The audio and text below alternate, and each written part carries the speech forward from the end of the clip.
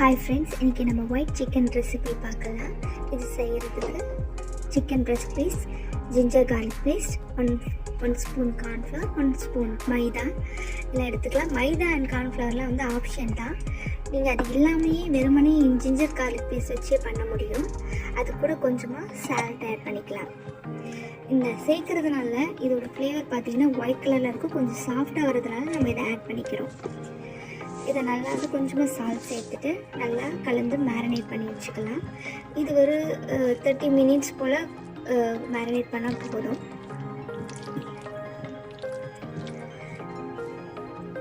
அதுக்கப்புறம் நம்ம பேனில் 2 ஸ்பூன் பட்டர் ஆட் பண்ணிக்கலாம். அது நல்லா கொஞ்சம் மெல்ட் ஆனதும் நம்ம சாப் பண்ணி வச்சுருக்க கார்லிக்கை வந்து கொஞ்சம் சாப் பண்ணி எடுத்துக்கலாம். அதையும் ஆட் பண்ணிக்கலாம்.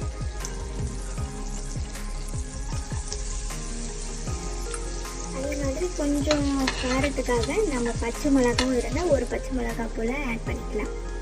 அதுவும் குட்டி குட்டியாக நறுக்கி அதையும் ஆட் பண்ணிக்கலாம். அது கொஞ்சம் சாட்டானதும் அது கூட வந்து நம்ம மேரினேட் பண்ணி வச்சுருக்க சிக்கனை ஆட் பண்ணி நல்லா கலந்து விட்டுக்கலாம். அவ்வளோதாங்க இந்த ரெசிபி. இது நல்லா ஒயிட்டாக நல்லா குக் ஆகி வந்த உடனே நம்ம வந்து இதை டர்ன் ஆஃப் பண்ணிடலாம். இது வந்து ரொம்ப ஈஸியான ரெசிபி. இது வந்து ப்ரோட்டீன் டயட்டில் இருக்கவங்க வந்து சிக்கன் மட்டும் எடுத்துக்கிறாங்க, இதை ஃபாலோ பண்ணுவாங்க. இது சாப்பிடவும் நல்லாயிருக்கும், ஹெல்த்து. ஏன்னா வந்து ப்ரோட்டீன்லாம் இருக்கிறதுனால இது ஹெல்த்தியாக ஃபேட்ஸ் தான் இருக்குது. ஸோ ட்ரை பண்ணி பாருங்கள்.